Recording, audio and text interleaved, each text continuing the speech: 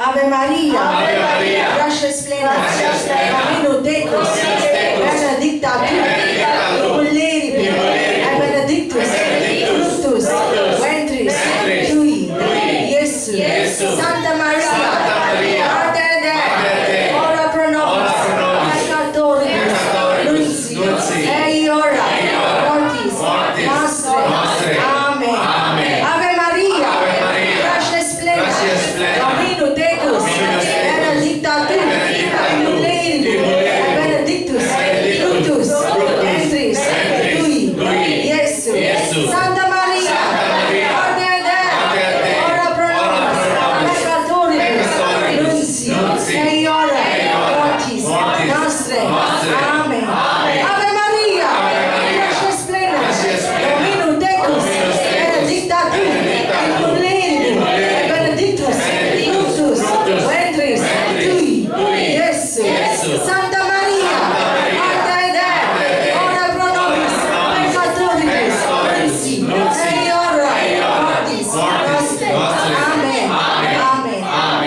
Amen. Listen. Praise the Lord. Hallelujah. Ave Maria. When a black cat crosses your path or a mirror breaks, superstitiously, people believe it to be a bad luck sign. They feel something bad is going to happen to them through the day. In the same way, worldwide, superstitiously, people believe the number 13 to be a bad luck number, a jinx, something which brings bad luck.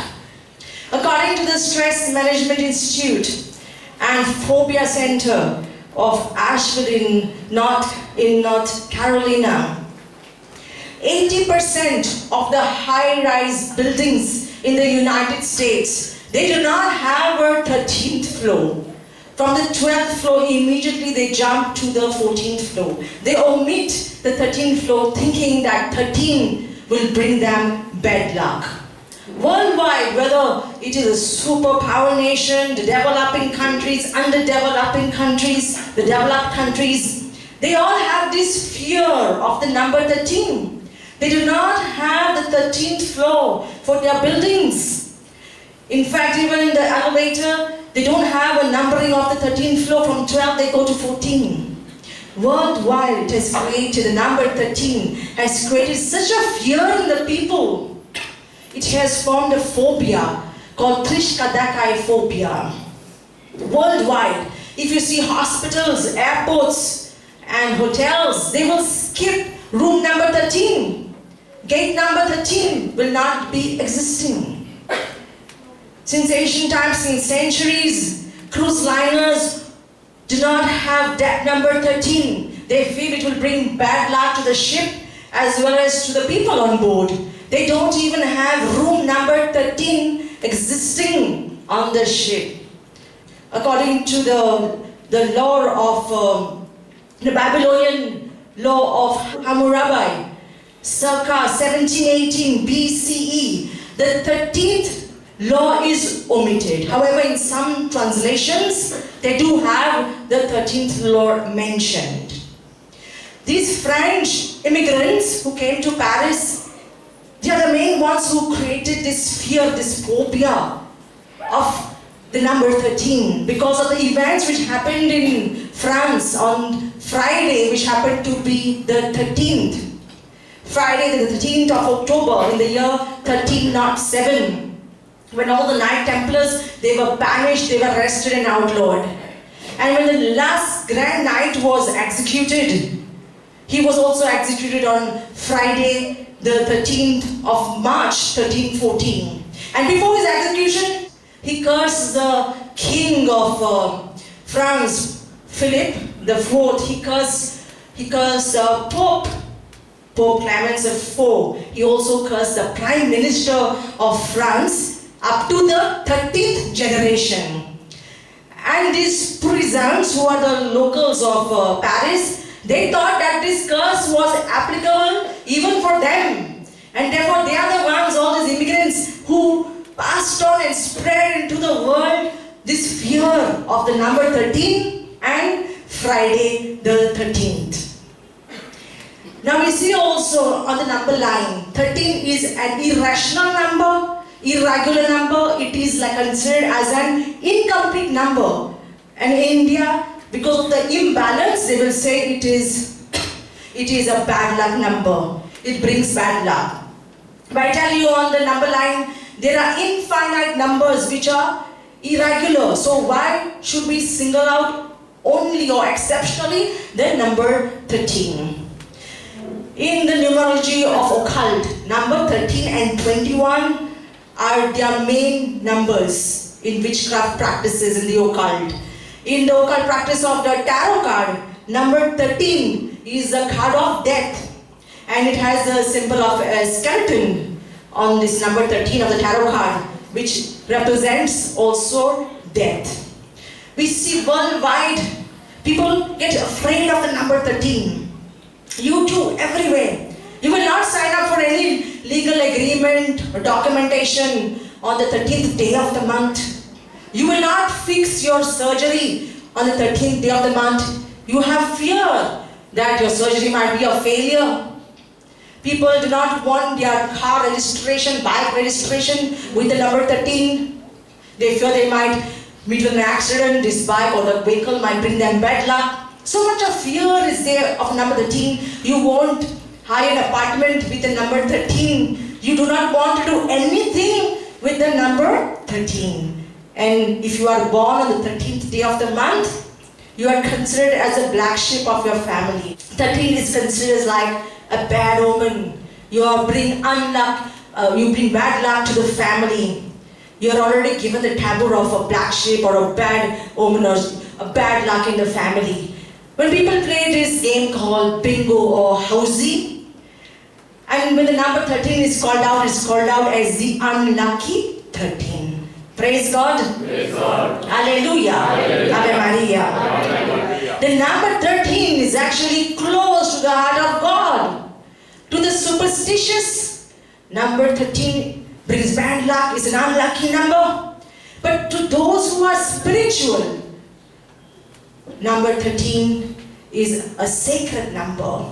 Sister Lucia Santos, the seer of Fatima, she explained so beautifully in such simple words. Number 13 signifies the Holy Trinity. We understand the whole mystery of the Holy Trinity in this number 13. She says, we have one God in three persons. 1 and 3 you bring together, we get the number 13. And therefore, number 13 is first the number of our Holy Trinity God. It is a sacred number for us. It is not a bad omen. It does not bring us bad luck. It's not a bad number. It is a sacred number. And she who is the daughter of the Eternal Father, Mother of God the Son, beloved spouse of God the Holy Spirit, the Blessed Virgin Mary, her name begins with M. Miriam in Hebrew, Miriam in Arabic, the language which Jesus spoke, and Mary is translated the Greek translation of the Bible.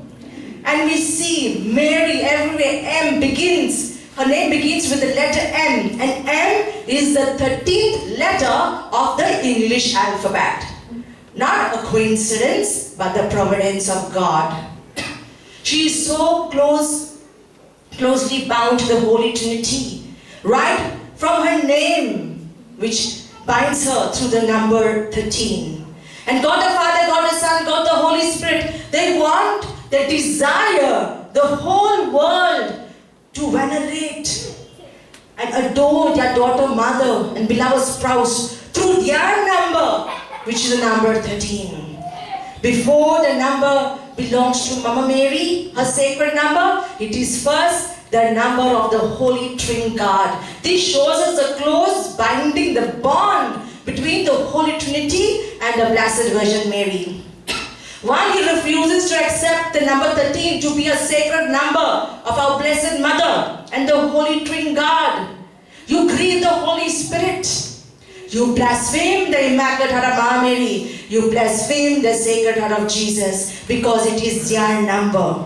So be careful when you are in any relation with the number 13. Be careful the word which comes out of your mouth. What you think in your mind, what you perceive in your heart is not a bad luck number. It is not a bad omen, it is not jinx, but it is a sacred number. On the feast of the Pentecost, the descent of the Holy Ghost of the apostles and Mount Mary, on that day, it was the 12 apostles, Matthias replaced Judas, and it was Mama Mary, 13 of them. And she led all of them in prayer fast before they received the tongues of fire, the descent of the Holy Ghost, 13 of them. The book of Revelations is given to St. John by Jesus when St. John was a prisoner on Patmos Island. And Revelation chapter 12 verse 13 speaks of this woman and her child. This woman is the Blessed Virgin Mary. Her child is Jesus. Revelation chapter 12 verse 13. So when the dragon saw that he had been thrown down to the earth, he pursued the women who had given birth to the male child. The woman is Mama Mary. The male child is Jesus. And this verse is verse 13. Not a coincidence against the providence of God. In the 13th century, the Blessed Virgin Mary gave the devotion of the Holy Rosary to Saint Dominic.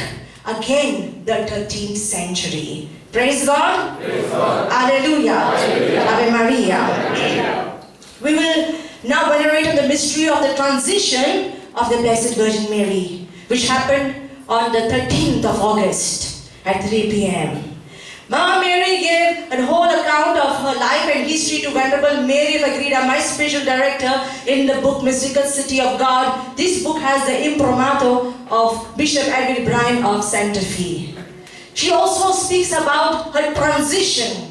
The mystery of her transition would happen on 13th of August. Again, the number 13. It is divine, it is holy, it is sacred for us who are spiritual. So, what is the meaning of imprimatur? First of all, imprimatur is an official license issued by the Roman Catholic Church in order to print an ecclesiastical or religious book. And when we speak about the transition means the transformation from mortal to immortal life. When Mama Mary went to the portal of a natural death, a mortal life to immortal, eternal life in the glory of the Holy Trinity. Mama Mary's life did not come to an end abruptly, but 3 years before her transition took place, the Holy Trin God sent the messenger of heaven, Saint Gabriel the Archangel, from heaven to the cenacle in Jerusalem to announce to Mama Mary to bring the notice of death to her.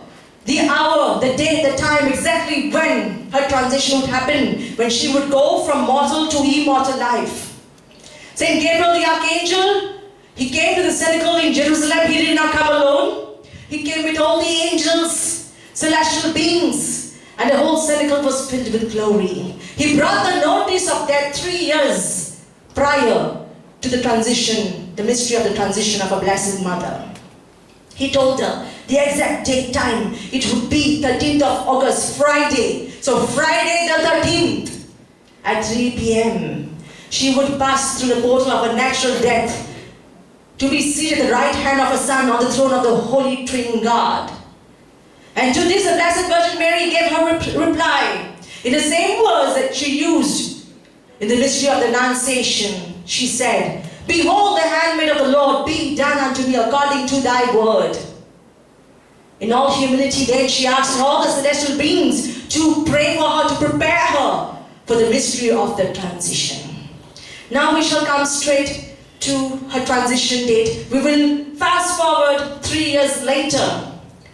We are now Friday the 13th, August. What is the physical appearance of our Blessed Virgin Mary, our mother? She's 70 years of age, and her physical appearance is that of when she was 33 years. She did not age in her body. There were no signs of beginning or aging or wrinkles on her body after the age of 33. This was a grace that she merited because of her priceless virtues, because of her immaculate conception. She was conceived free from the original sin of Adam and Eve. She was without personal sins. So many priceless virtues of chastity, humility, obedience, holiness. And thirdly, because her son deemed that she shall not age more than 33, because Jesus left this world, his crucifixion and death happened at the age of 33. And since he was united to his mother in life, and her heart is a duplication of his heart, he did not allow his mother to grow or age older than the age when he left this earth, and that age is 33 years. 33 is close to the heart of God. When the Eternal Father created Adam, he did not create Adam as a small boy. He created him as a young adult of the age 33. The age Jesus would be crucified, that is the age the Eternal Father created Adam 33, and that is the age the Eternal Father again did not allow his daughter to age or to grow older in her physical body more than 33. So we see that the number 33 also is very close to the heart of God. Praise God. Praise God. Hallelujah. Ave Maria. Now, since Mama Mary, she knew the date of her transition, which was to be Friday the 13th of August. 3 days prior to the mystery of the transition, all the apostles, disciples, the faithful, they gathered in the synagogue to receive blessings from their queen and mother. And then on the last day, Mama Mary, she who is the teacher of obedience, and she is the mother of humility, she portrays these two virtues in front of everybody. She goes and she kneels down in front of Saint Peter and she takes his blessings. She who is superior in spirituality, above all the apostles, she is the daughter of the Eternal Father, Mother of God the Son, beloved spouse of God the Holy Spirit, in such humility. Mama Mary, she would pass from the life of this death on earth into the glory of the Holy Trinity. And our Lord gave Mama Mary, his mother, the option. He told her that since she was free from the original sin of Adam and Eve, and since she did not have any personal sins throughout her life here on earth, death had no right to touch her at her exit from this earth. He gave her the option to choose whether she wanted to enter into the beatific vision of God, having gone through the natural portal of death, or without going through the natural portal of death. Here, the mother of all humanity, she says, her son, he suffered a cursed death upon the cross, though without a stain of sin, though without a blemish of sin, though without a shadow of sin, he embraced death. And she said to her son, I followed you in life, and I shall follow you also in death. These words were so pleasing to our Lord. Immediately he granted her a favor for the benefit of the whole church. He said, Jesus said, he decreed that the faithful devotees of his mother, in the last hour of your death, if you call out to Mama Mary, she is going to come and be by your bedside. She's going to intercede for you. She's going to protect you against Satan, the fallen angels, the unrested souls of your family that come to snatch your soul. She's going to present you in front of the tribunal for judgment. She's still going to intercede for you. And the second grace Jesus gave to the whole world, he said, those who venerate on the mystery of the transition of his mother shall merit a good death. Like we are doing today. We are reflecting on the mystery of the transition of Blessed Mother. Praise God. Praise God. Hallelujah. Hallelujah. Ave Maria. And then all the angels, they began to sing in harmony, in choruses. And these voices of the angels, the choir of the angels, could be heard by everybody present in the synagogue. But only Mama Mary could see her son Jesus. She could see all the angels, the saints. She could see all of heaven come down to the synagogue in Jerusalem. But the others present could not see anything. They could only hear the voices of the angels. However, St. John, St. Peter, and some apostles, they felt enlightened by the presence of Jesus. Though they could not see him, they felt his presence. And then there was a beautiful fragrance that exhaled from the body of the Mother of God, the order of sanctity, an unknown fragrance, so rare, so beautiful, so strong, so powerful, and it even went down into the streets. And a beautiful light effulgence was there in the cenacle because the hour had arrived.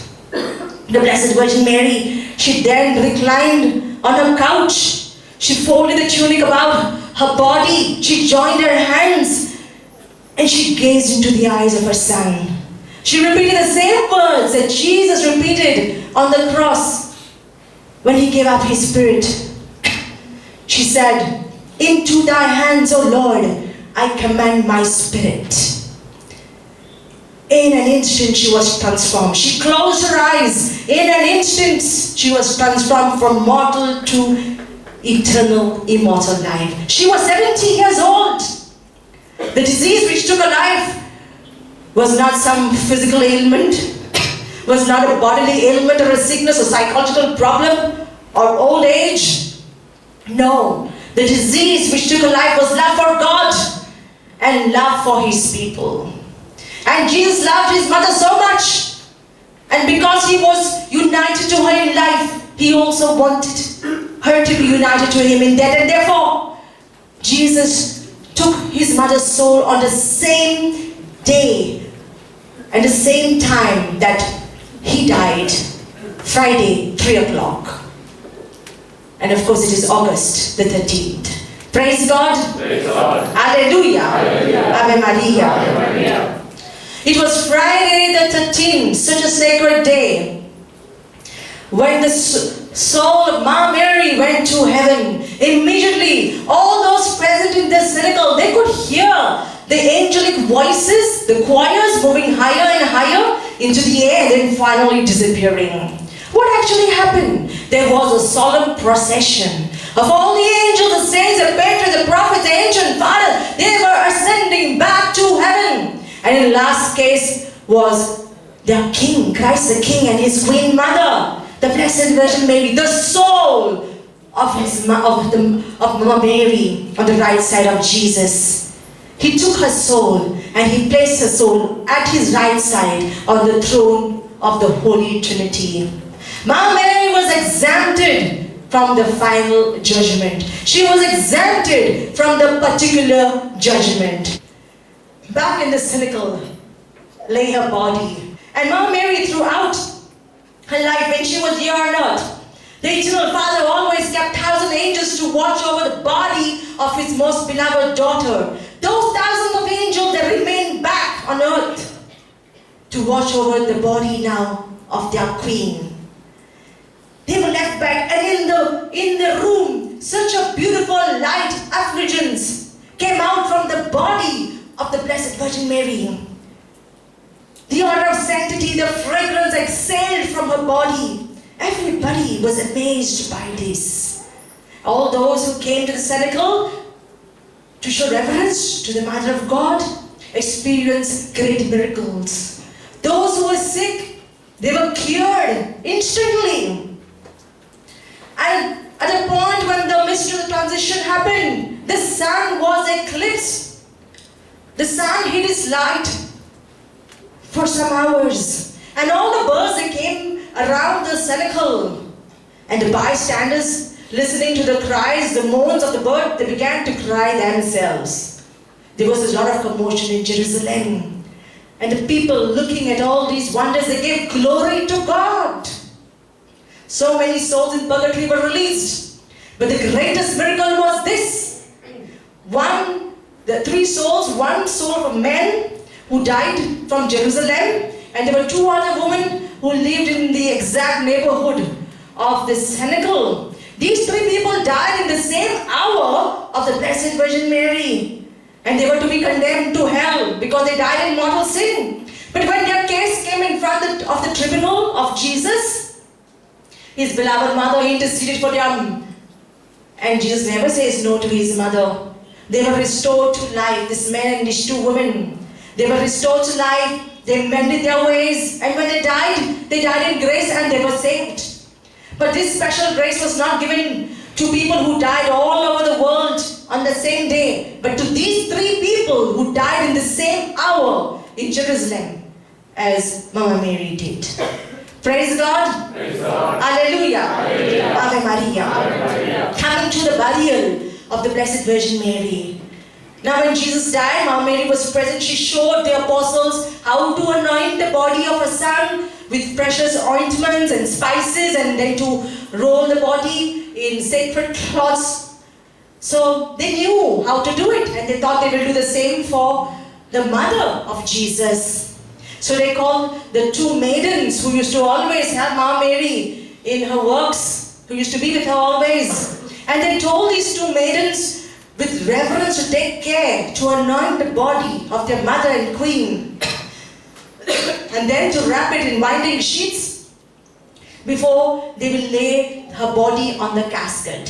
When these two maidens entered the room where Mama Mary was, the light from her body, the effulgence was so bright, so powerful, it blinded them. They could not see the body. They could not ascertain as to where the body was kept. They could not even touch the body.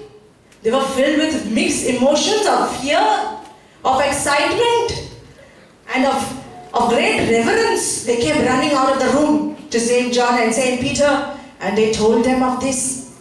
The apostles, through divine providence, they understood that Jesus did not want the body of his mother to be handled in a common manner. Jesus did not want anyone to touch the body of his mother. They understood everything. Not even woman, nobody could touch, because she was the Ark of the Covenant.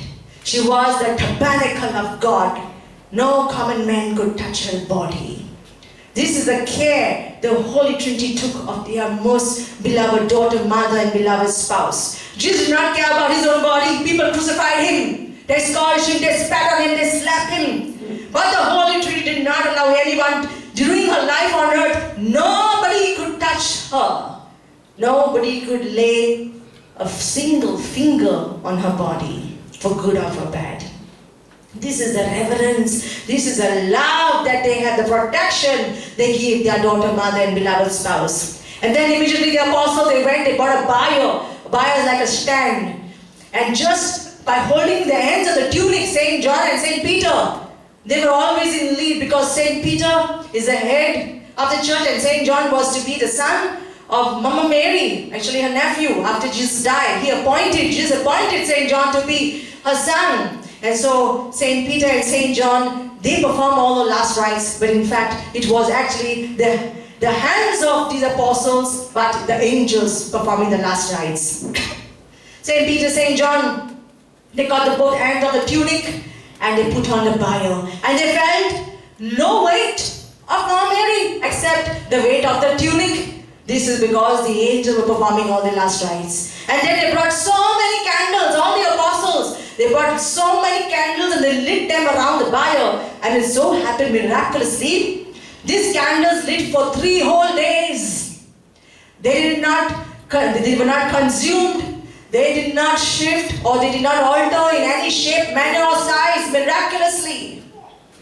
At this juncture, I'd like to share also, I shared with you all earlier, how in 2018 we had been to Jerusalem and we had bought a candle, like an electric candle from Jerusalem. It was not working, it was a faulty piece in the first place itself. And we kept it in our shelf in the bedroom. And 2022, miraculously a few days before the feast of Our Lady of Mount Carmel, this candle came on itself and it was lit. It was lit, we also brought it up lit over here. When I preached about it, it was lit, it stayed lit until the 7th of August. And since then, when we distribute, we give you tea lights from us, blessed by us, for our Grand Maiden procession in the year 2022 and last year 2023. Those of you who have real faith and a reverence for the Immaculate Mama Mary, reverence for the belief in the sacred of Jesus, and those of you who have reverence that indeed we are anointed from God, brother and myself.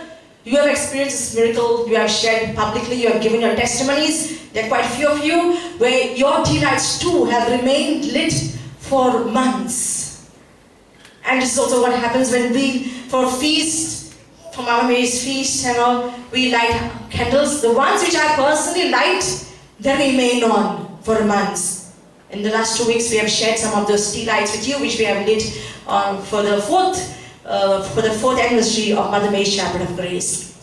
So I believe this is a grace that we received through the same miracle which happened on the transition day of Mama Mary, where the candles were all lit and they did not diminish in size or manner, they did not alter in the shape.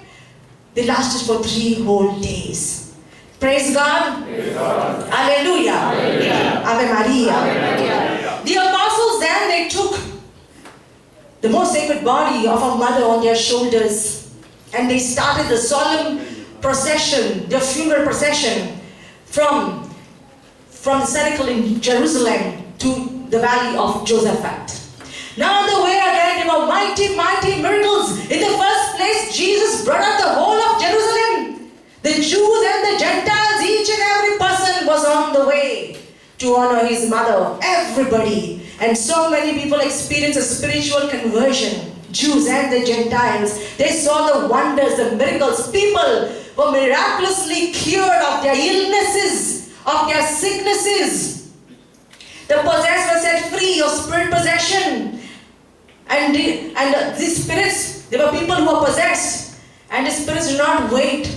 They could not bear. As the body of the Mother of God was approaching the people so inflicted, they just left them.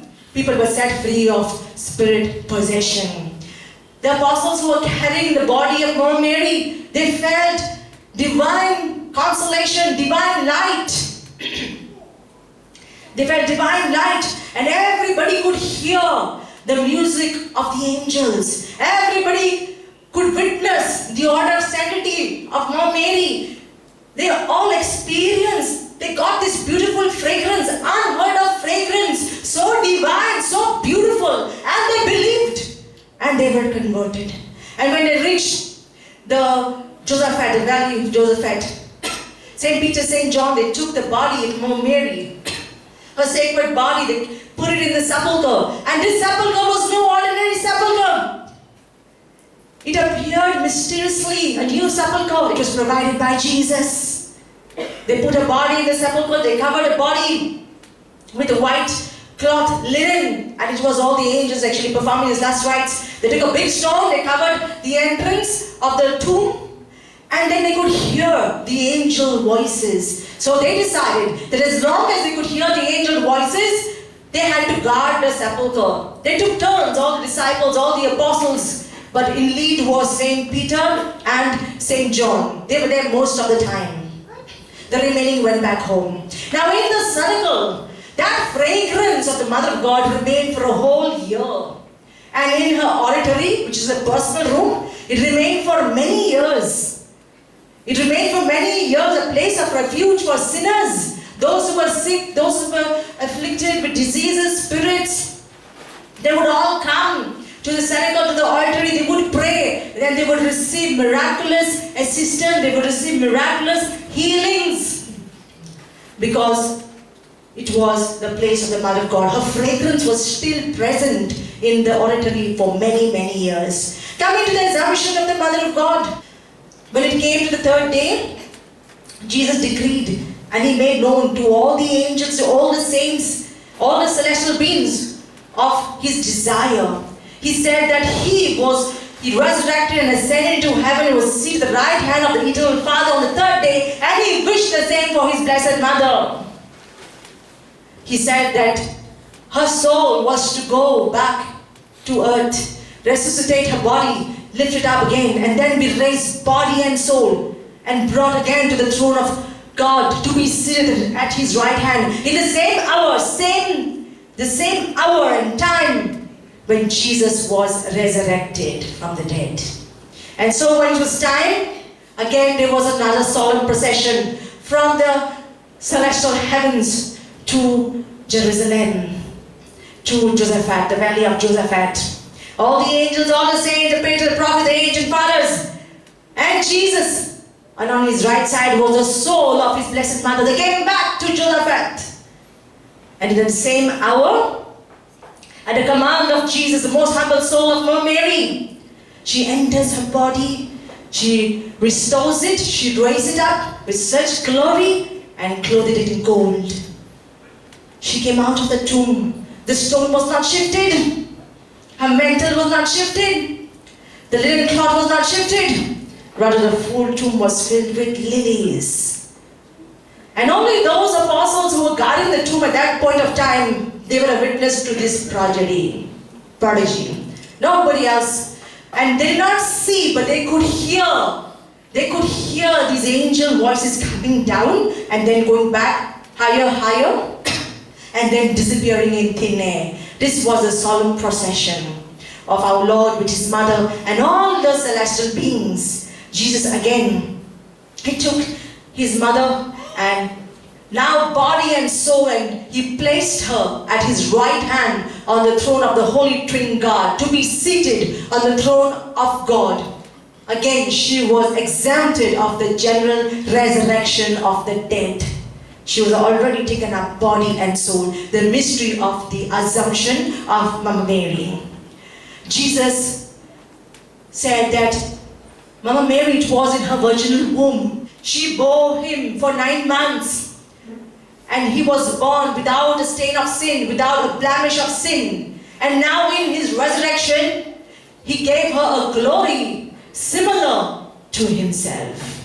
Praise God. Praise God. Alleluia. Alleluia. Ave Maria. Through the transition of the Mother of God, which happened on Friday the 13th, 3 p.m. What grace we have received. In the first place, when we call out, Jesus has decreed that if we call out to her at the time of death, she will pray for us, protect us, she will intercede for us. Secondly, when we venerate the mystery of the transition of the Mother of God, you must do it at least once every year. You shall merit a good death. And we see how also when the transition, the mystery of transition happened, how that one man and those 2 women, they were saved from the eternal fires of hell. This is the power of the Mother of God to save souls. She's always interceding, right from a small girl, she's always interceding for the salvation of souls. When Jesus died after his death, his resurrection, his ascension, Mama Mary, she already had these gifts of saving souls. People would call her. People would call her and take her to the houses where there were patients. People were sick. People were dying. Those who were sick, she would pray over them. They were restored to health. Others who were to die. Others who were dying and to be condemned to hell. She would pray for them. And they would not die. They would be restored. Change their lives, then die in grace. She would pray and push souls up. If they were going to the lowest level in purgatory, she would push them up the higher or middle level in purgatory. She had all these gifts while she was here on earth.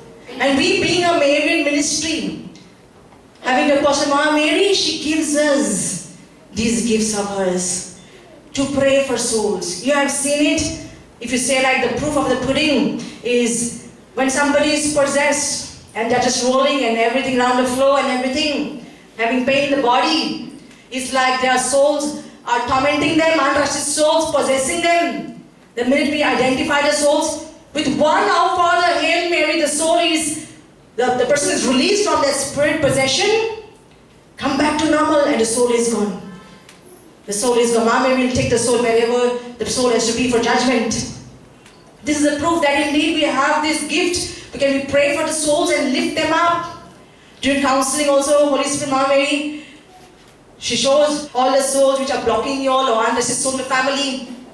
We give you all the names. We pray for the souls and tell you to pray 21 days rosary and 3 masses for each of the soul. During the laying of hands also, when we can see souls are troubling you all. You must understand they block your graces. These souls block your graces. Struggles in life, suffering in life. So when you pray for all these unrested souls and family, your life will open. So during laying of hands also, we pray for these souls. When before we came up here to this new Mama Mary and Jesus retreat home, Mama Mary, she said, I will send your souls for which you must pray and lift up. So before, she told us first, and then, now you see during the Revelations, we tell you, we describe the souls to you, whether they are unrested or souls in purgatory, and we give you the description so you can claim it for yourself. And we pray one of Father Hail Mary, you go back and pray 21 days rosary, 3 masses. There are some of you who say, it's not my soul, but remember, some don't want to acknowledge that you have such kind of a soul, or maybe you're ashamed of it. But remember, they're blocking your graces. Don't lose out. Mama Mary is giving you an easy way. Because you're coming here with faith, Mama Mary is giving you the grace. Removing the blocks, they are going to benefit as well as yourself. So don't try to say, no, that's not for me. Like husband's wife say, tell us. No, my husband is saying this, or my wife, they don't want to claim it, it's not hers, it's not my mother, because they feel like, no, why my mother is not condemned, my mother's or my father is not unrested. Don't be foolish. Remember, after that, there's no mother, father, brother, sister. If you are in heaven, you're all children of God. If you are in hell, you're all children of Satan. So don't lose out on this grace. Praise God. Praise God. Hallelujah. Hallelujah. Ave Maria. Ave Maria. Fatima in the number 13. Our Lady of Fatima appeared in Fatima. It is the Holy Twin God who sent that daughter, mother, and beloved spouse to Fatima. From the month of May to October, 13th of every month, which is a special reason.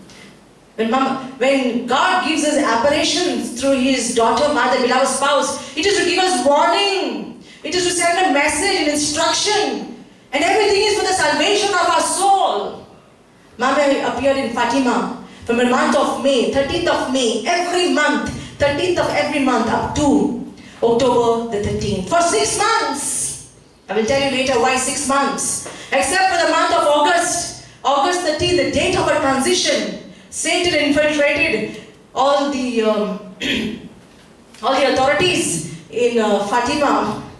And so they jailed the 3 children, Lucia Santos, Jacinto, and Francisco Marto, when they were on the way to Covadaria, Portugal, France, for the apparition. It was Satan. He knew the power in the 13th.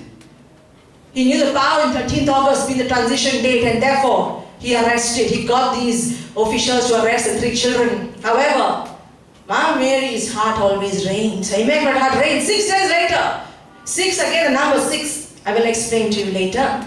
Again, the number 6. 6 days later, Our Lady of Fatima did appear to the children of Fatima, 19th of August. Instead of August 13th, again 19th of August. So her first apparition in Fatima is on the 13th of May, and this is therefore the feast day.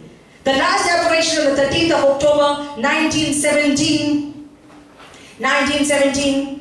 This is not the feast day. Many people confuse and they say 13th October is a feast day because the miracle of the sun happened on the 13th of October. That is the last apparition.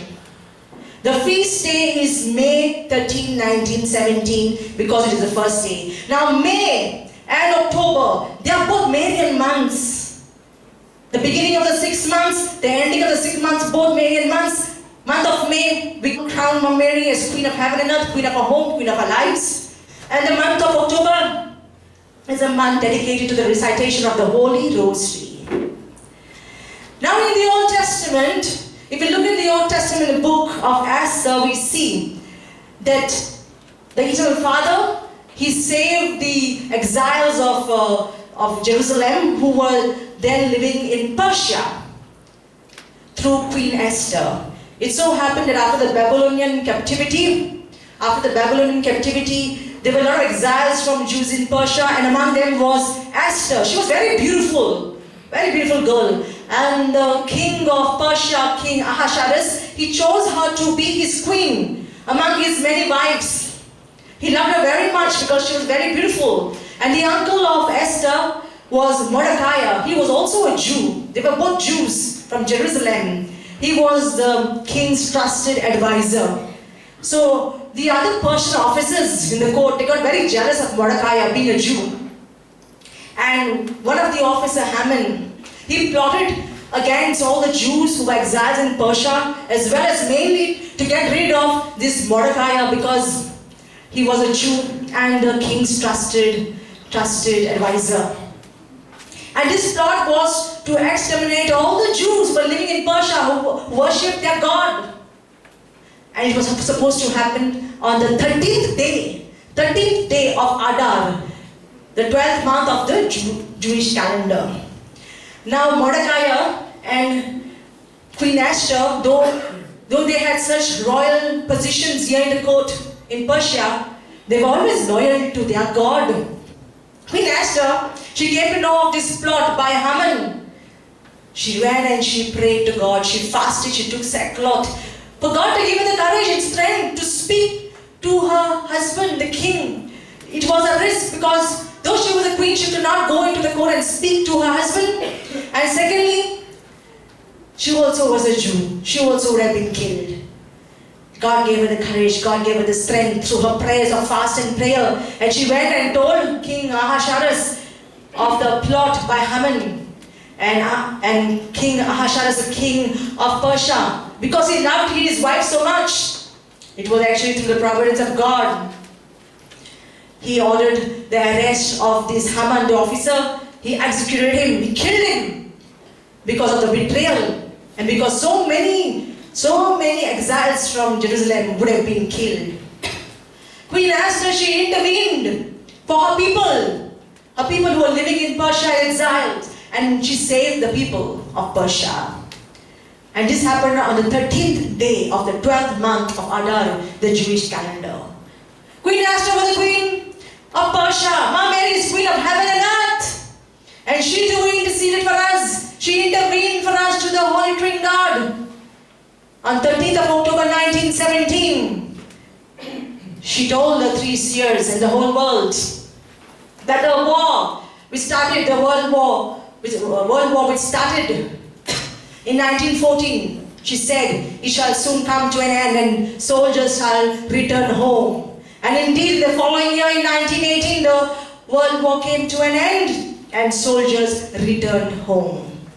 God reclaims his number 13 through his daughter, mother and beloved spouse, through the transition of Mother Mary, through the apparitions which happened in Fatima in 1917, May to October, on the 13th day of each month. God reclaims the power of this number 13, which is actually his number, God's number, sacred number, through his daughter, who shall destroy the power of darkness, destroy the occult, destroy Satan himself. Praise God. Praise God. Hallelujah. Hallelujah. Ave Maria. Ave Maria. Pope John Paul II, saved by the hand of Our Lady of Fatima on 13th of May 1981 through the Marian number 13. Pope John Paul II was shot by Muhammad Ali Akka 4 times at Peter Square. 2 bullets hit his stomach, 1 went for his right arm. The 4th one reached his left arm. And this Pope, when he was shot, the Polish Pope, he intervened to the Mother of God. He said, Mary, my mother, Mary, my mother. And immediately, he was rushed to hospital. He had bleeding wounds, he was losing blood. 5.5 hours of surgery, 6 pints of blood transfusion. He was just miraculously saved by the hand of Mother Mary. A year later, this Polish Pope, he goes back to Fatima. Just 1 year later, 13th of May, 1982, he goes back to Fatima to thank Our Lady of Fatima for saving his life, for restoring his health. And as he's walking up to her shrine, he says, you saved me, you saved me. He takes that bullet and he goes and places it in the crown of Our Lady of Fatima. He offers her the bullet. And he says, he gives all credit to Our Lady of Fatima. He says, 64 years later, after the first apparition, you saved me. You saved me. 64 years, because the time was recorded when the shooting took place by his secretary who was by his side. And the time was exactly 5:15 p.m. in the evening. That is the same time the first apparition took place in Fatima. It is famously said that one hand fired a bullet and another hand directed the gun. It was the hand of the Blessed Virgin Mary that saved him. because there was this bullet which just missed a main artery of his abdomen. Otherwise, the Pope would have bled to death. This Polish Pope, Pope John Paul II, was a great devotee of the Blessed Virgin Mary. And he was a great devotee to the recitation of the Holy Rosary. Our Lady of Fatima saved him 13th of May again. On her feast day, Our Lady of Fatima. What a sacred number. Not a jinx, not bad luck, not a bad omen. She saved him, and she also made him a saint today. Praise God. Praise God. Hallelujah. Hallelujah. Ave Maria. Ave Maria. Saint Anthony of Padua. Everybody loves Saint Anthony. Round the world, especially in Goa and South, people invoke him when you lose something. People make vows to him. People ask him for favors. He is invoked, he is venerated throughout the world. Saint Anthony of Padua, Italy, was not actually born in Padua, Italy. Saint Anthony was actually born in Lisbon, Portugal in 1195. He was born on the feast day of the Assumption, 15th of August. He was born 13 years after the birth of Saint Francis of Assisi. Saint Francis of Assisi was also another great devotee of the Blessed Virgin Mary. Again, he was born 13 years after Saint Francis of Assisi. His name was not Anthony. His baptismal name was Ferdinand. He was born to a very rich family. His mother was a regal. She was a royal. She was a great devotee of the Blessed Virgin Mary. When he was born, she consecrated him to the Blessed Virgin Mary. Saint Anthony was educated by the priest, and at a very early age of 15 he joined the Augustinians, and there was a lot of distraction by all his friends to keep visiting, because he was in this house just outside Lisbon. He had a lot of friends. They would keep visiting him, they would distract him, they would disturb him, and therefore voluntarily he chose to be shifted to another house far from there of the same order, the Augustinians. 8 years later, Saint Anthony heard of these five Franciscan monks who had embraced martyrdom. They had gone to Morocco, trying to convert the Muslims. And he was very impressed by their love for the gospel. He wanted to imitate them. And so one day when some Franciscan monks came to visit the Augustinians, he expressed his wish to follow their life in humility, to join their congregation. But the Augustinian monks over here, the priests, they mocked him, they ridiculed him. Finally, he managed to get permission. At the age of 25, he became a Franciscan monk of a small house. And this is the time from Ferdinand, he takes the name of Anthony. Anthony after the great desert saint, Anthony the Great, or Anthony of Egypt. He's an Orthodox saint, a very powerful, great saint, Anthony the Great. And so, he is now Anthony of Padua. Saint Anthony, he then traveled on a ship to Morocco because he wanted to embrace martyrdom. Anyhow, but God had different plans for him. He became sick. He became very sick, and therefore the ship then was going towards Spain to give him medical treatment. There was a huge storm, and the ship was then drifted to Italy, near Assisi. And in Assisi was Saint Francis of Assisi. He was holding a major meet for all his congregation, for all the Franciscans. And when Saint Anthony came there, he was so impressed by Saint Francis. He wanted to be close to him, though he was sick. He saw he was very close to Mary. He remained back in Assisi. He did not show anybody. He concealed his deep knowledge of scripture, theology, and he opted to work in the kitchen as a kitchen assistant, as a humble Franciscan monk. But one day, around 1224, there was a time when nobody had prepared any speech, and so they asked Saint Anthony to go up and speak, and he too had nothing prepared because he was just a humble assistant in the kitchen. And when he spoke with such eloquence. Everybody was impressed. All the Franciscans, all Dominicans, they were all present. They were all his deep knowledge for theology and scripture. Saint Francis of Assisi then kept him in charge to teach theology in his order. Saint Anthony, he dedicated his life as preaching to be a mission, to be his mission. He went to Spain, he went to Italy and France to preach the gospel. All around the world, people venerate and invoke Saint Anthony for lost things. But remember, he is also invoked for lost people and lost spiritual goods. And this all dates back to something which happened in his own life. In those times, there was no printing press. So Saint Anthony had a book of Psalms. And this book of Psalms was hand printed. And on the book, he made personal notes because he would be teaching all the Franciscan students. So he made personal notes. And one day when one novice was leaving the community, he robbed this psalter from Saint Anthony and he went. Saint Anthony was so upset because his personal notes were written on the psalter. He prayed fervently to the Blessed Virgin Mary. Immediately this novice, he came back. He asked forgiveness from Saint Anthony and he returned the psalter. And this is the reason why we pray to Saint Anthony for lost things, lost people and lost spiritual goods. During his life, he is known as the hammer of heretics because he was such a great, powerful orator. He was a great preacher and teacher. His spirituality, his wisdom, his knowledge flowed from the love and devotion he had for the Immaculate Heart of Mama Mary. He always praised her, he exalted her during his preachings. During his homily, he had to speak something of Mama Mary.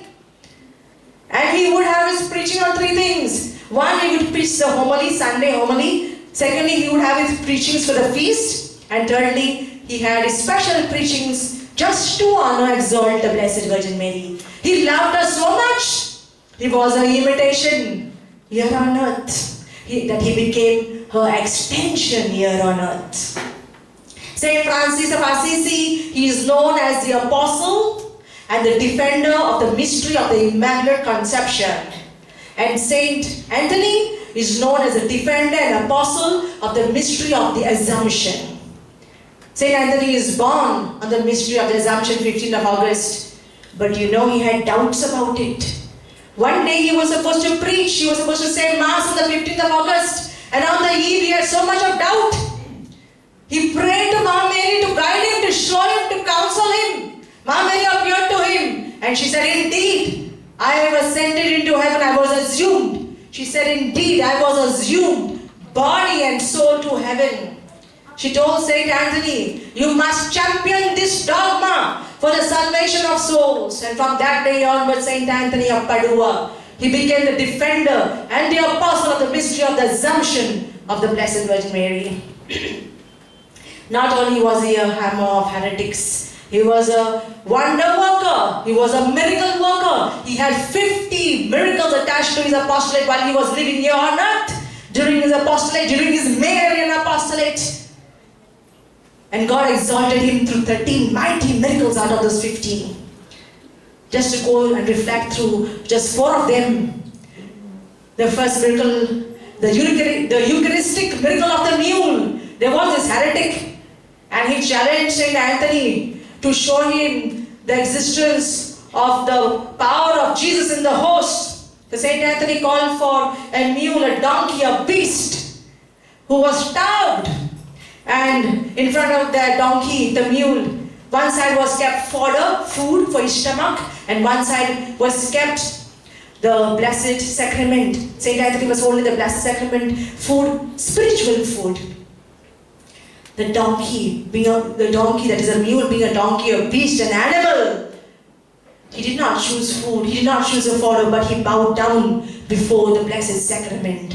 Immediately the heretic, he was convinced, he was converted. Immediately, at an instant, he was converted. The second miracle is a sermon to the fish. Saint Anthony was preaching in Rimini to the people, and when he was preaching in the streets, the people were not even bothered with him. They just did not acknowledge even his presence, they just ignored him. And therefore Saint Anthony, he went to the seashore. He began to preach to the fish. He said, since men do not want to hear the word of God, it is to you that I'll announce it. And all the fish, they started jumping out of the water, squirming, wriggling, giving praise and happy joy to hear the word of God. The third mighty miracle is the resurrection of little Thomas. There was his mother. She left her little son at home, Thomasine. She went out, and when she returned, she found that her son was drowned in a tub of water. In panic, she just called for Saint Anthony.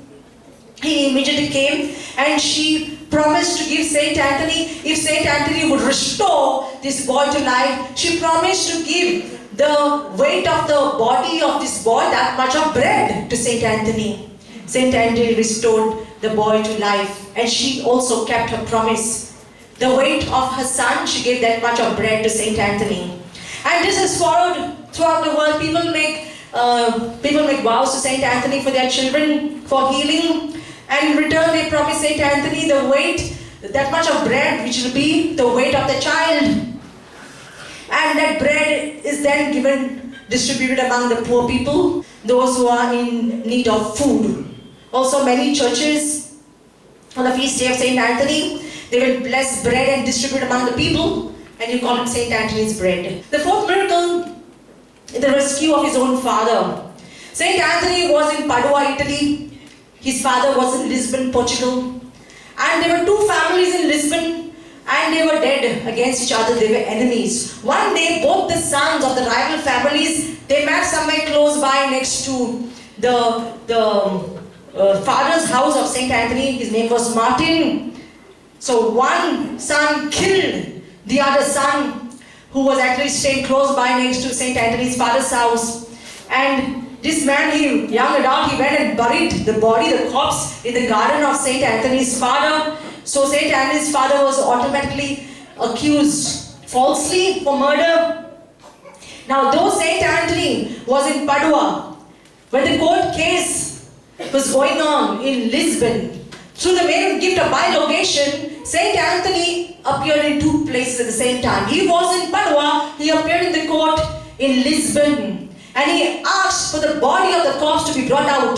They brought the body of the corpse, and Saint Anthony commanded the body to speak and tell who murdered him. The corpse sat up and told the name of the young adult of the rival family that murdered him, and also attested the innocence of Saint Anthony's father, who was released immediately. And then this corpse turned to Saint Anthony, and he asked for absolution of his sins. Saint Anthony absolved his sin, and then he lay down and was put to rest again. Praise God. Praise God. Hallelujah. Hallelujah. Ave Maria.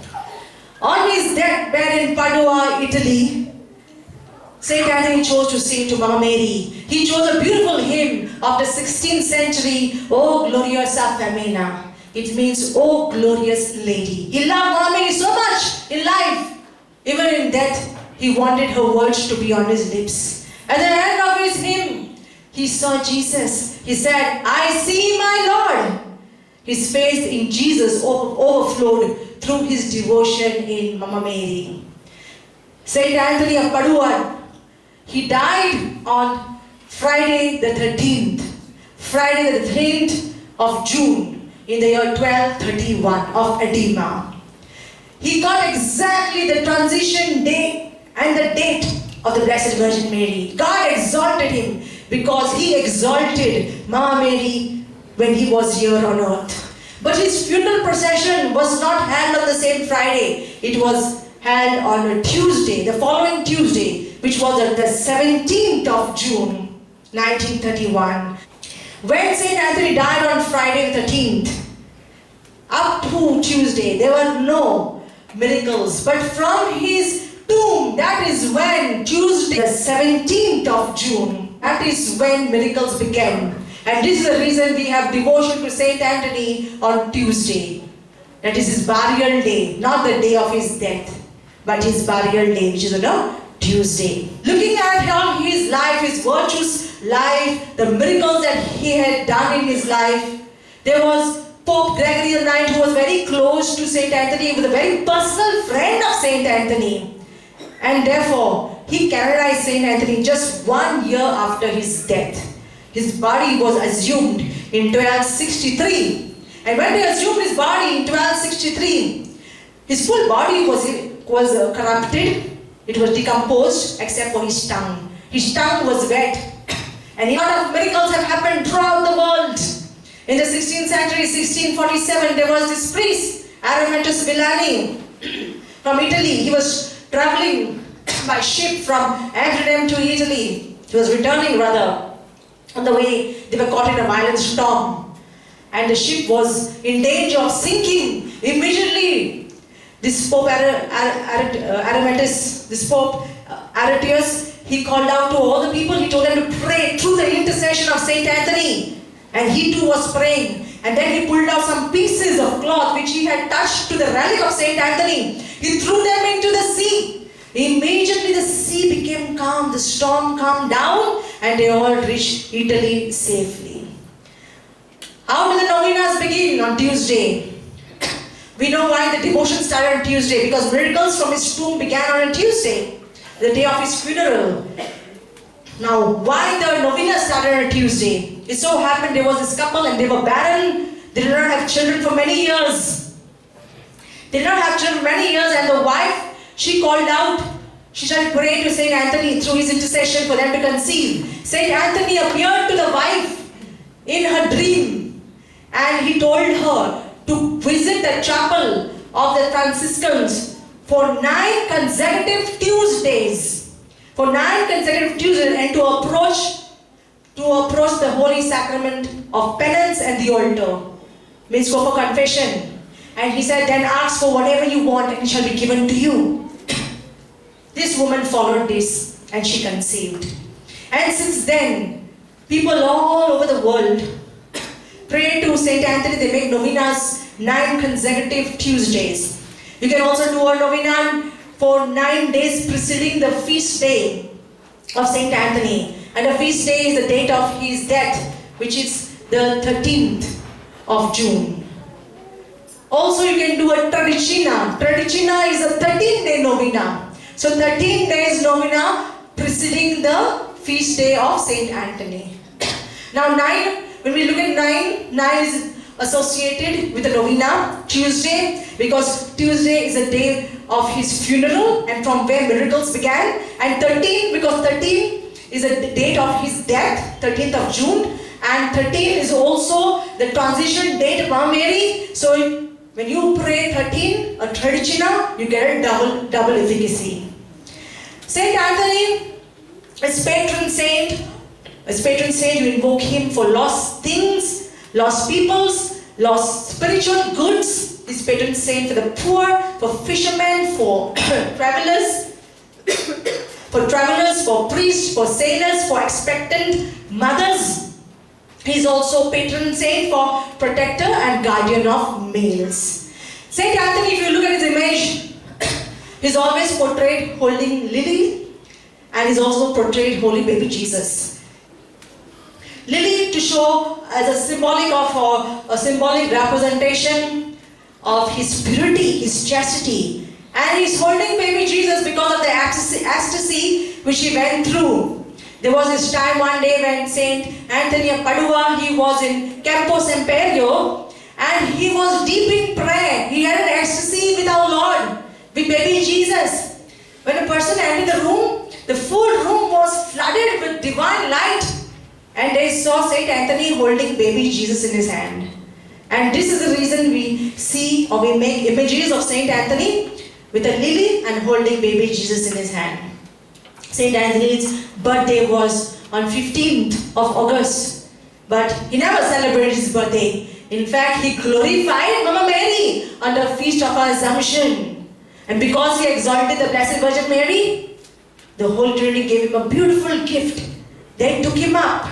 His death was on her transition date, which is Friday the 13th. Praise God. Praise God. Hallelujah. Hallelujah. Ave Maria. Ave Maria. We know Mama Mary's mission on earth is only to save souls.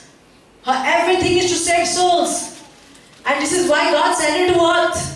And during the pandemic of COVID-19, Mama Mary taught us beautiful hidden mysteries. She showed us the power, efficacy to save souls on certain dates. You all know that 2nd of November is All Souls Day. Everybody sits down, prays rosaries, offers masses for your deceased ancestors. But there are other two very important days which people do not know about.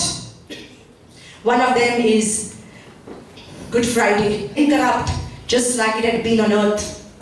And Saint Bonaventure, he says, this is a sign that God is showing the whole world that God exalts this tongue of Saint Anthony. Such reverence God has because with this tongue he exalted the Mother of God. And from his tomb, from Tuesday, the 17th of June, 1931, Good Friday, the death of our Lord. During pandemic, since everybody we could not be with people, there was no service, we had to pray by ourselves. And we would pray our personal prayers, our family prayers. Brother and myself, there is a time on Good Friday. One is All Souls Day, we all know about it. The second is Good Friday. So many souls would come for prayers. Holy Spirit, Mama Mary would bring them. And they would come like in clusters. And one soul will bring another soul. Like, please pray for some other soul. All holy souls in purgatory. And we would pray one Our Father, Hail Mary for all those souls.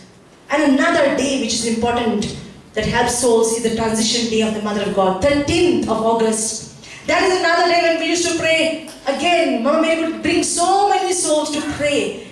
Since we are anointed, God uses this. We are the vessel of God. Through us we can save souls, the living and the dead, through our sacrifice. Therefore, Mama Mary would bring all these souls which we would pray for. And this is our Marian gift. But if you look, we go for Good Friday service every year.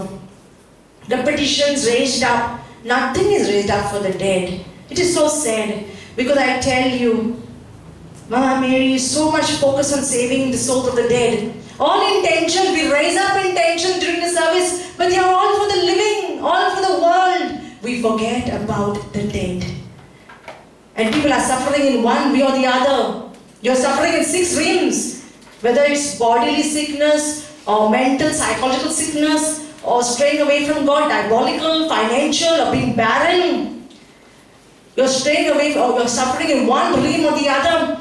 And many times it's because of your own sins, and the other time is because of the sins of your ancestors, suffering from ancestral curses and bondages. And therefore it's very important to pray for your deceased ancestors. But nobody teaches us this. And everybody forgets about this. But Mama Mary showed us that on these 3 days, Good Friday, Transition Day of Mama Mary, and All Souls Day, these 3 days you must pray fervently, pray rosaries for all your deceased ancestors, as well as offer masses to them.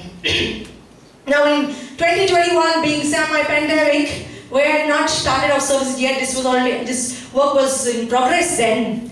So for my birthday on 28th October, many of you had come to wish me. And Mama Mary told me that time, when you come to pray for each person's intention to Our Lady of Grace, that this is a copy which we have made here, the original is down in the counseling room. And then she said, to pray one Our Father, Hail Mary for all their deceased ancestors. So whoever came, it may have taken 10 minutes or 7 minutes or a little more, but I pray for your intention and then I pray for your deceased ancestors because I had to obey my mother. So I thought she just told me for that time. The next birthday was 2022 and we had a grand Marian procession. And then she told me, tell the people for your birthday to pray for their deceased ancestors and offer masses. So accordingly on the day, I announced it. And I thought it was for that year. But then last year again, 2023 on the eve, I remember we're in the garage and Sister Marlene was there and Joseph was there from ministry cleaning the palms. Again, she reminded me there, suddenly she said, tell them and tell everyone to pray for their deceased ancestors and offer masses tomorrow.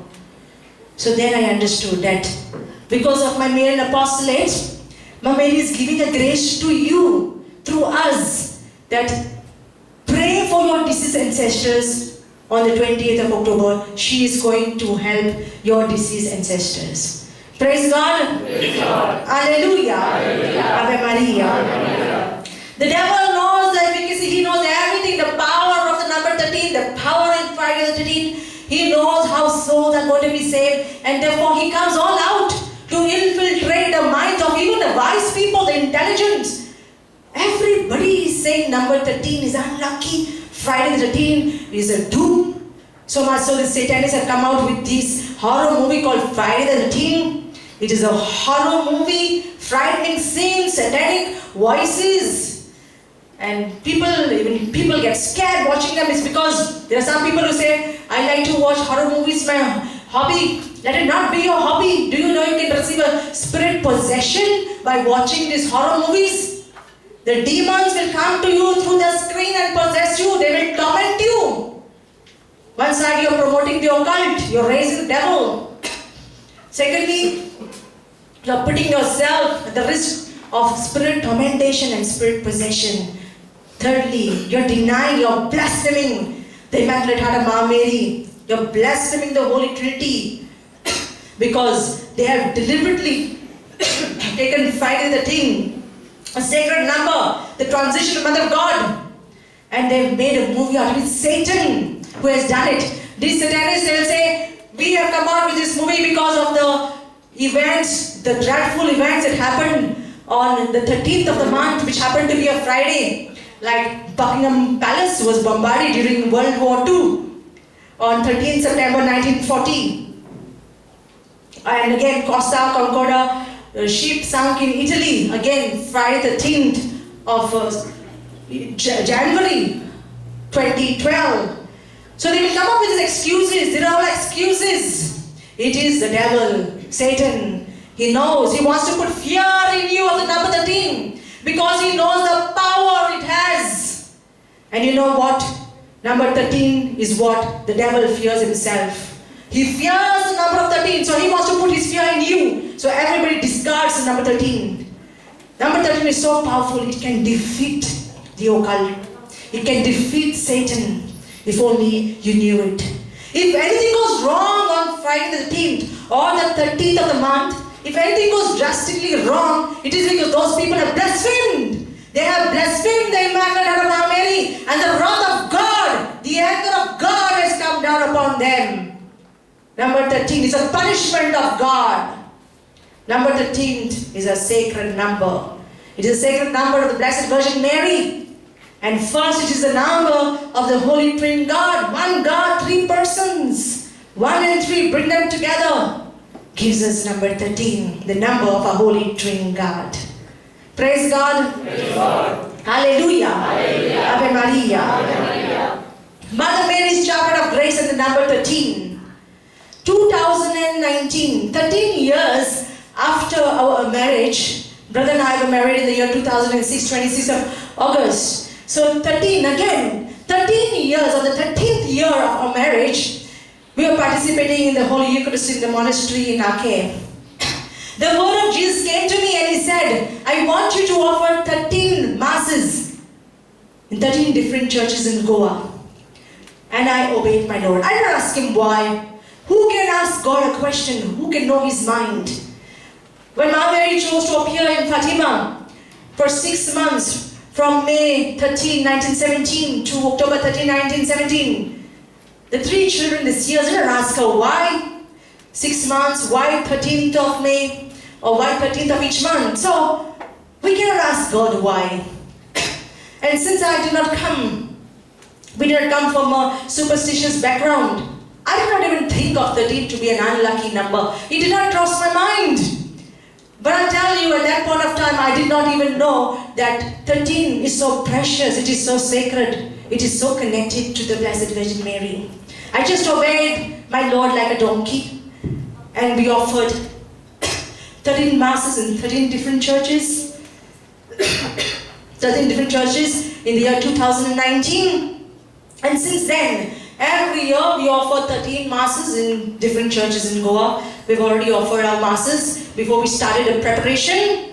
Before we start a preparation for the third Grand Marian procession, first we offer our masses. So everything goes as per plan. So we offered the 13 masses. Little did I know that my God was preparing me, who was making my soul worthy to to receive this such a beautiful grace dispensed from the hand of his blessed mother. A year later, 2020, 3 years after the Mount Carmel feast, which is celebrated on the 16th of July. So on 19th of July, as I was making watermelon juice for a brother, that's the time the word of Mama Mary came to me. And she made me the ambassador of her grace chaplet. She said, this chaplet shall have 7 sets, and each set shall have 13 of her titles, and the chaplet shall be known as Mother Mary's Chaplet of Grace. And at that point, she gave me, and then later I asked her, I said, Mama, why did you not give me on the feast day of Our Lady of Mount Carmel? Who will believe me? It's like 3 days later. She said, this chaplet shall have its own feast day. And that's why she gave it to me 3 days later. And then it is the Holy Spirit, her beloved spouse, who explained to me the meaning of 7 and 13 by 7 sets. He said, because $7, the 7 sufferings of the Immaculate Heart of Mama Mary. And 13 because it is the transition date of our Blessed Mother. Mother Mary's Chaplet of Grace gets its efficacy from the $7 and the 13 glorious titles mentioned in each set. And totally we have 91 glorious titles through which we glorify the Mother. And she who is Mother of all graces, mediatrix of graces, we ask her, we invoke her to fill us with her grace through this grace chaplet. Many of you have prayed. You can also do a special grace chaplet with one intention and one intention, one title, besides a normal grace chaplet. For example, if your property is infested with snakes, you can use the title of Our Lady of Deliverance.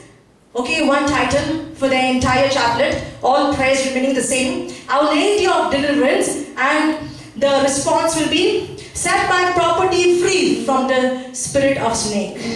Set my property free from the spirit of snake. Or set my property free from the spirit of fallen angels or from the Rakano. Whatever you want. There was this couple, and many of you have received lot of miracles. Nobody who's recited the grace chaplet has gone empty-handed. There was this one couple, and the man had paid a lot of money to this agent to go to the UK. He was working on the ship previously. And this agent cheated him of a couple of lakhs. So then they said what to do. And it's been some years. And they would go to his office, he would disappear. They would go to his house, he would disappear. And his phone was blocked. They could not get in touch with him. So I told them, this couple, come every day for 13 days. Come to the Grace Shrine, the Shrine of Our Lady of Grace. And I gave them a title, I gave them a response. I said, say like a tradicina. The novena for the Grace Chaplet is a tradicina, 13 days. So I told them for 13 days you recite this chaplet down and then you will get your money back. They did not even complete 13 days. Midway, they went, they met, they got the agent, he returned all their money back. They did not even complete the novena. This is the power of the Grace Chaplet. Power. If you believe, if you have faith, if you have reverence, you will receive mighty, mighty miracles. Praise God. Praise God. Alleluia. Alleluia. Ave Maria. Alleluia. Our personal life and the number 13.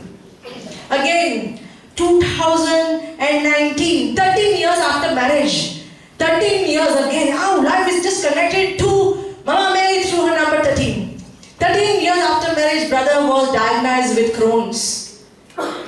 It's not a curse. It's not a bad omen. A sacrifice. It is a suffering for the world through which souls are saved. For the spiritual conversion of sinners. And one day when his Crohn's was active and he was on the bed, I was sitting next to him and then we were just discussing, and suddenly, as we were both talking, the word of Mama Mary came to me and she said, his sickness is his martyrdom. His sickness is his martyrdom. 2019, on the eve of our wedding anniversary, the word of Mama Mary again came to me. And she said, henceforth, you will only have to suffer and suffer. Indeed, with brother's sickness, we had to really suffer. It was like a roller coaster until last year. And then I tell you, till this present moment, persecution and condemnation is like unbearable. That is only for us to bear. So that goes on, and God is giving all this to us through which you are saved. Like I was explaining to some people who are close to us, it's like we are anointed now, brother and myself. So all our sickness, all our trials, all our struggles, all our sacrifices, all our works, our sleepless nights, our tormentation, everything that we go through, there is a chalice. It's all poured in that. Those of you who are having a reverence for us, those of you who believe, when you pray, you are taking part of that. You're getting the benefits. You might say, you don't know us personally because it's not possible to know everybody. We know you by face. Our prayers are there with you. This chalice is there. If you have faith, you're getting a share of it. Remember that. You're just getting, and this is how you are able to see us in your dreams. Saint Louis de Montfort, he says in the end time, God is going to raise such saints. They're going to hold the rosary and the cross in one hand. And He's going to raise such saints that God is going to take their spirit to those who believe. And indeed, those of you who have real faith, you come up with your testimony. It tells us so much about you. It tells us of your faith, your reverence for us. That's the reason how you're able to see us. You're able to see us in your dream. We give you messages, you're healed. You're able to be a witness to the order of sanctity. It tells a lot about you, more than us.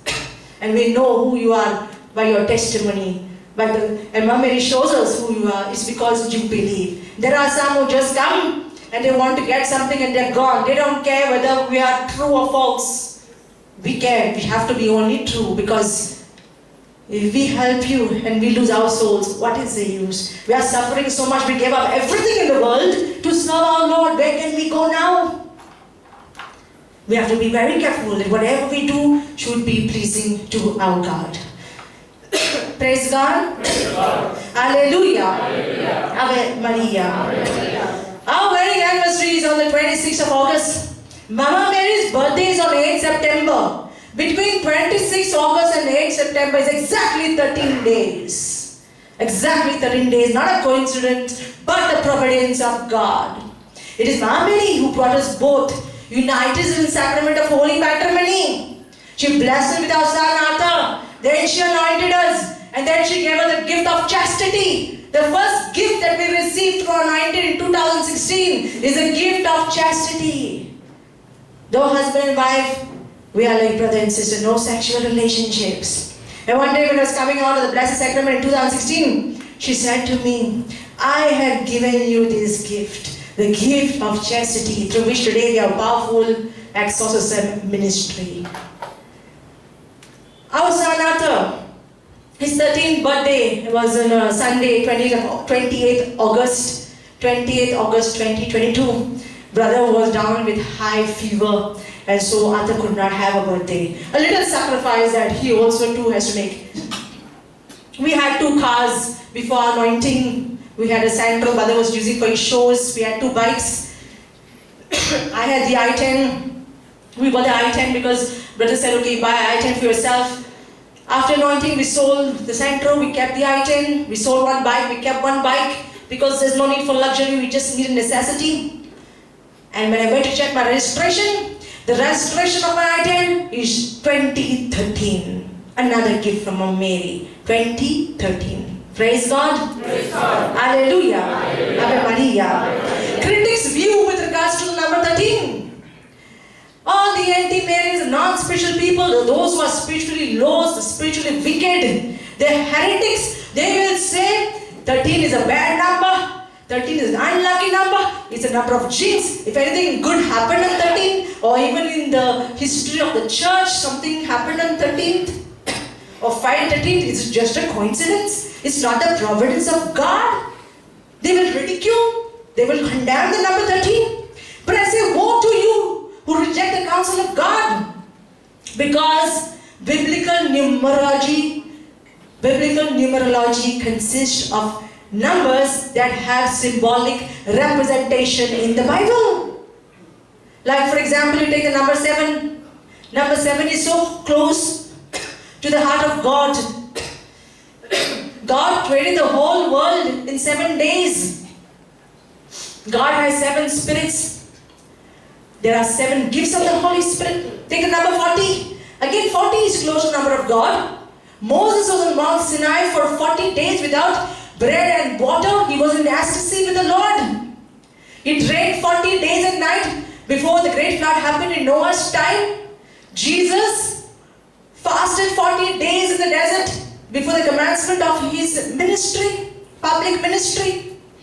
There are numbers which are close to the heart of God. There are devotions started. The Sacred Heart of Devotion, Sacred Heart of Jesus devotion, the first Friday devotion, the first Saturday devotion. And his first Friday devotion, first Saturday devotion started through private revelations given by Jesus and Mama Mary to the saints, the seers. The first Friday devotion is on the first Friday of the month for 9 consecutive Fridays. Friday is the day our Lord died. And number 9, because 9 originates from the novena. And Mama Mary is the one who started the novena. Jesus shows on Pentecost Sunday she led the apostles for 9 days before Pentecost Sunday, the descent of the Holy Ghost. She led them in prayer and fast. So Jesus, for his first Friday devotion, he shows a connection between himself and his mother. That's why 9 days. There is symbolic representation of biblical numerology. You cannot discard it. Numbers are close to the heart of God. First Saturday devotion is for 5. First Saturday is on 5 consecutive months. Saturday, because Saturday is a holy Saturday. Saturday is the hour of Mama Mary. She was in prayer. She was in prayerful vigilance, and she was waiting in anticipation for the resurrection of her son. And 5, because Jesus himself appeared to Saint Lucia on 29th of May 1930, and he told her 5 Saturdays, because there are 5 blasphemies. 5 blasphemies done against the Immaculate Heart of Mama Mary. So there is numbers are significant to the heart of God. We cannot deny it. If we see 13th, Friday the 13th is a transition day of Mama Mary. Friday 13th is again the death of Saint Anthony. May 13, 1981, again 13. Pope John Paul II was saved by the hand of Our Lady of Fatima. And therefore we see that number 13 is also close to the heart of God. Apparition in Fatima took place on the 13th day of every month from May to October. We cannot deny it. We become heretics. And you know God, he sent Mama Mary for the apparitions in Fatima because he wanted to drive out this confusion for the people that Satan has infiltrated their minds. That number 13 is unlucky. But it is said that today, even till today, people deny.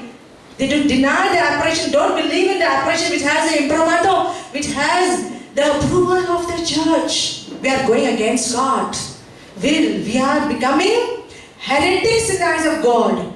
Now I told you to remember number 6. Mama Mary could not appear to the children on the 13th of August, but 6 days later, 29th of August, she does appear to them. Again, Mama Mary appeared in Fatima from May 13 to October 13. 6 months. Why 6? Mama Mary explained to me so beautifully when I was preparing this preaching.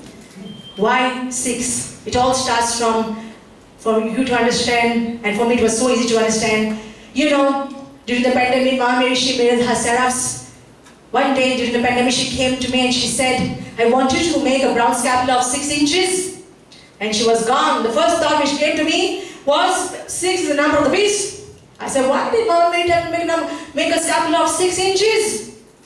So I just put a shelf. 2 days later, again, the word of the Mother of God came to me. And this time she reprimanded me. She said, I told you to make a bronze scapula of 6 inches. And I said to her, Mama, please tell me the reason why. Because tomorrow when people ask us, what are we supposed to say? And then she said, you are my seraphs here on earth. And she was gone. I opened the Bible opened to Isaiah chapter 6 verses 2. It spoke about the seraphs. The seraphs have 6 wings. With 2 wings they cover their feet. 2 wings they used to fly, and 2 wings they used to cover their faces. And I understood it. Immediately we made the brown seraphim scapular that brother and I are wearing. Because Mother Mary chose us. And then there were people who were ridiculing us. And especially one lady saying, how can we call ourselves seraphs and who we think we are, and a lot of things. So we were hurt. And brother and myself are very conscious people. We feel very conscious about anything and everything. Some people think we are proud, we're not proud. We just feel conscious. And so I took my case to Mother Mary and I told her. And she said, indeed you are my seraphs. She told me that Lucifer too is a seraph, was a seraph. When God made him in heaven, he was a seraph. And so are some fallen angels. And she said, if you are to be an exorcism ministry and to have power over Lucifer, you have to be at par with him. Because God did not withdraw their powers when he threw them out of earth, when he cast them out of heaven and threw them on earth. He did not withdraw their powers. I understood everything. And I don't need anybody, I don't need to be affected by what people say. They cannot take us up, they cannot take us down. We will go by what God and our mother has decreed. So I understood this. So now it's easy for you to understand what I'm trying to say next. So Lucifer is of the number 6. Just how we have a holy twin God, God the Father, God the Son, God the Holy Spirit in the Holy Trinity. We have an unholy trinity. And the unholy trinity, remember, Satan is everything opposite to God. So in the unholy trinity, it is Satan in the first place, second place is the Antichrist, and third place is the false prophet. So 6, 6, 6.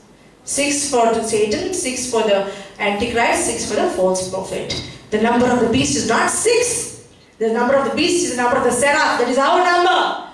The number of the beast is 6, 6, 6. Now you understand that. Now, Mary is queen of the seraphs. She's queen of the seraphs. And the main person, the leader of all these fallen angels, the occult, is Satan, is Lucifer. His number is 666. The unholy trinity. And therefore, 13th of August, Mama Mary could not appear to the 3 children. 6 days later, through the power of the seraphs, she defeats Lucifer. And she appears on 29th of August.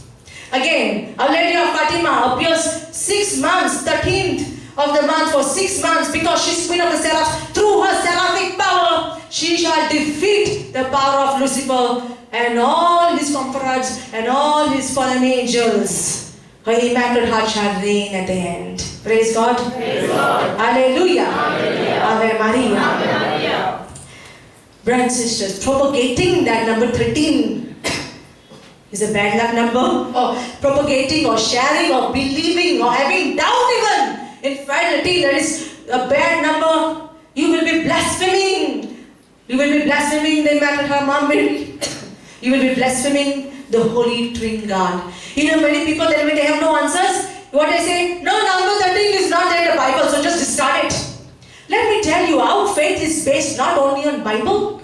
Our faith in Roman Catholicism is based, number 1, on Scripture, that is the Bible. Second, on the living magisterium. The living magisterium is the teaching authority of the Pope in communion with the saint, with the bishops. The teaching authority of the Pope in communion with the bishops. And thirdly, our faith is based on sacred apostolic tradition. The teachings carried out from the apostles to the early Christian church. And up to this generation, what they learned from the Holy Spirit, what they learned from Jesus, what they learned from Mama Mary. After Jesus' death and resurrection, it was Mama Mary who led them. She counseled them, she taught them everything because she was the first disciple of Jesus. But everybody just discards her.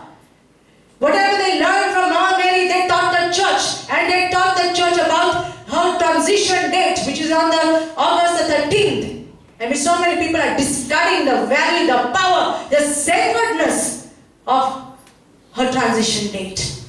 Mama Mary herself, in apparition like to Venerable Mary Fagrida, she gives her full mystery of the transition. The Holy Trinity sent their daughter, mother, and beloved spouse in apparition, yet people don't want to believe. Our Lady of Fatima appeared on the 13th of the month, yet people say it's an unlucky number. How can you say when God has decreed it holy? When God has decreed it sacred? Because it is not just the number of Mama Mary, it is first the number of the Holy Trinity God. I'm telling you, there's such power in the number 13. You have to apply it in your life. Application of the number 13 in your life. There's power in the titles of Mama Mary. Satan knows it. He knows it. You don't know it. 3 spiritual medicines for you. Great power. Such great power to defeat the power of darkness. Spiritual medicine. Number 1 is the title of Mama Mary. Number 2 is the power of her blood. I've already preached on both these topics. The titles and the power of the blood of the Emmanuel Mama Mary. What Holy Spirit has taught me, her beloved spout. I've already preached about it. Today I'm preaching on the number 13. 3 things most powerful. Devil fears them. And therefore he's putting you against the number 13. He's putting you against the Blessed Virgin Mary. He's putting you against the Holy Trinity God. When it comes to number 13, Mama Mary has given me Mother Mary's chapter of grace, where the efficacy is from her glorious titles, 13 titles mentioned in each of the 7 sets. Mama Mary has given us the 13 Hail Marys devotion, which we recite during every retreat. Great power in number 13. If your wife is troubling you, your husband is troubling you, and they're talking irrationally, don't get into arguments with them. In your mind you say, Hail Mary, full of grace, fill my spouse with their grace. Let them keep on saying what they want. I'm telling you, even before you come to the 13th time, they're already shut and moved out also. It really works. Somebody's troubling your workplace, do it. Don't listen to the words of torment.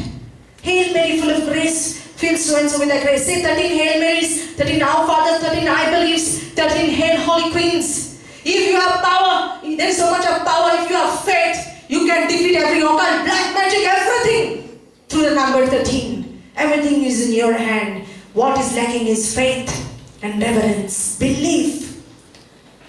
Let your life be surrounded by the number 13. Light 13 candles in thanksgiving. When a close person, your loved one dies, immediately start with 13.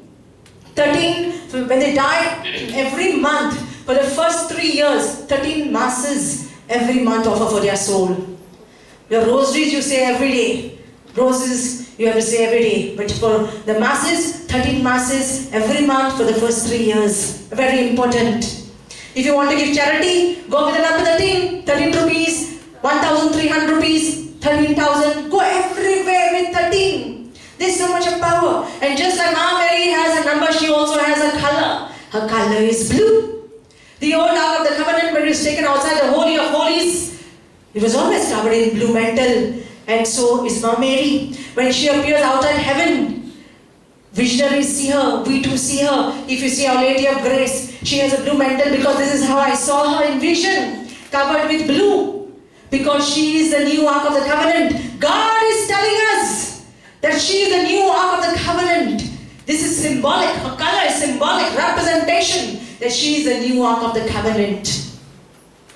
Today we bring Mama Mary on top. You see she is covered in blue. And it is Jesus who told me, when we received the statue, he said, when you take my mother out, you shall cover her with a blue mantle. In obedience to our Lord, we cover Mama Mary with blue, and we made a blue mantle also for Jesus. Jesus not bothered about himself.